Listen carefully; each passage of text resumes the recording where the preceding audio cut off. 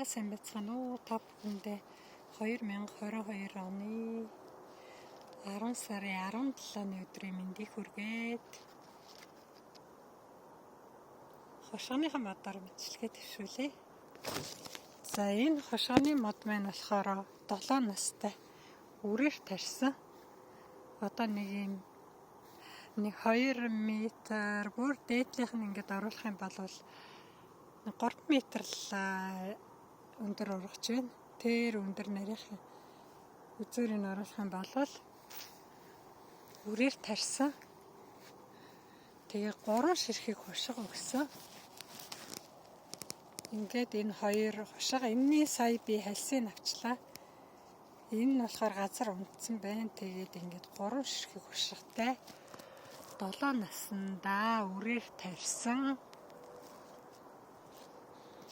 хошгоны мод маань ингээд өрөө өгч байна. За энэ дээр болохоор агч мод байна. Энэ агч мод ингээд намар болохоор навчааг өвнө. Энэ хошгоны мод бас ингээд навчааг өвнө. Жимсээ өгч дуусаад хошгоо өгч дуусаад ингээд навчааг өвөд эхэлнэ. За агч модны өр нь үлдэнэ.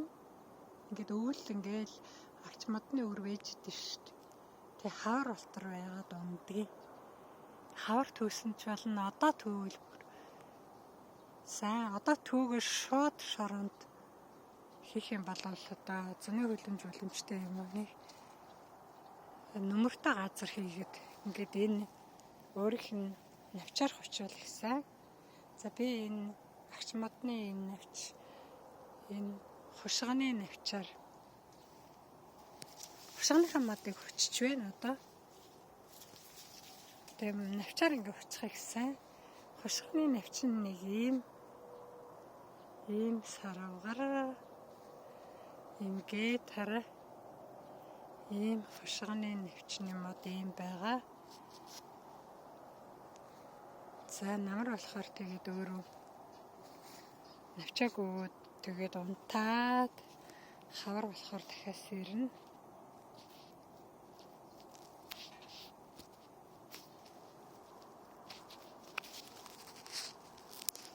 За тэгээд энэ хатсан навчаа энийхээ доор модныхаа доор ингээд хочиж өгөөрэй. Хошгоныхаа модыг ингээд би навчаар хүчилчлаа.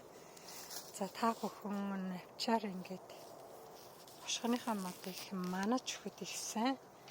За их хүйтэн болвол том юм мөчрүүд аваад навчтай мөчрүүд аваад тавиад тэгээ дээрээс нь шороогоор өчөж өгвөл болно. Хочаад сайхан манаж өгвөл. За ингээ модоо манаад өчгөд дээд зэргийн сайн. Гадна талаар нь ийм цахилгаантай уут ингээд оруулж өглаад тэгээ хажуу талд нь цахилгаан юм уяатай. Тэгээд тэрэндээ ингээд шороо хийгээд хатсан навчаа хийгээд тэгээд энэ хүртэл одоо ийм 50 см 60 см гэрээтэй тэгээд манаж өгөх юм бол бүр сайн. За тэгээ ингээд өвлчих юм бол энэ бас хошгоны мод хүүтэнд бас нэг сайн тэсвэр муутай юм билээ. Энэ хавар аягүй эрт цэцгэлээд тэгээд цэцгэсний дараа хүүтрэхээр цэцэг нь хөлтчгүүл тэгээд хошоо гардггүй юм байл. Тийм учраас хошгоны модыг бол дээд зэргийн сайн манаж хочиж шороогоор хочиж өгвөл сайн шүү. За тэгээ би та бүхэнд одоо нэг гоё юм үзүүлэх нь юу үзүүлэх вэ гэвэл би нэг өрөө авсан өндгөн лойлныхоо лойлон хатааж байгаа. Шарах шүүгэнд тэрийг та бүхэнд харуулъя.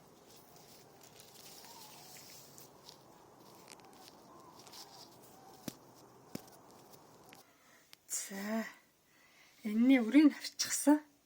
Тэгэд энэ өндгөн лойл энэ зузаан хальстай өндгөн лойл тэгээд шари тамаад би одоо инторн лойл гэнэдний явуулсан. Тэгээд жижигхэн тэр хатуу хайлстай энэ лойлыг дарах юм уу эсвэл хатаа бол аягуулсан. За та бүхэн ингээ хатахдаа энэ би энийг бол доор нь ингээ давс хийсэн. Чийг нь авахын тулд ингээ доор нь давс асгаад харагдчихэв үү давс маань.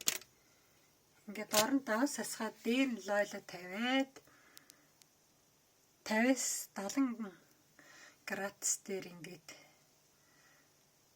шарах шүгэнтэй хийн 6-7 цагийн дараа бол лойл мэ сайхан хатна.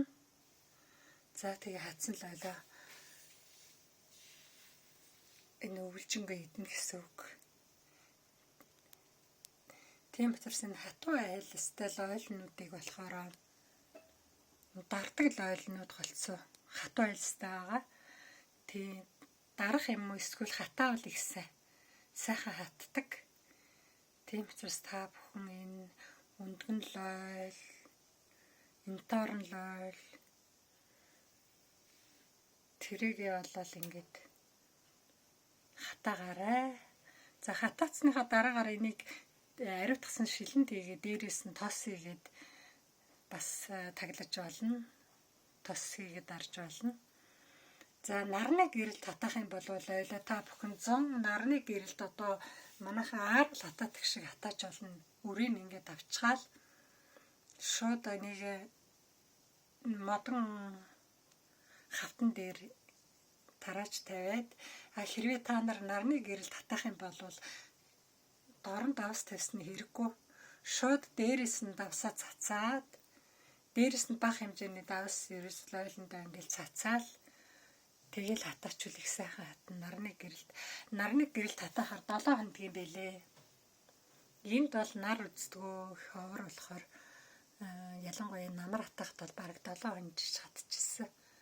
Тэгээ манайх чинь нарлаг Монгол юм чинь гоё хатах байх. За ингээд та бүхэн лойлоо гоё хатаагаад дээрээ амжилтсаа.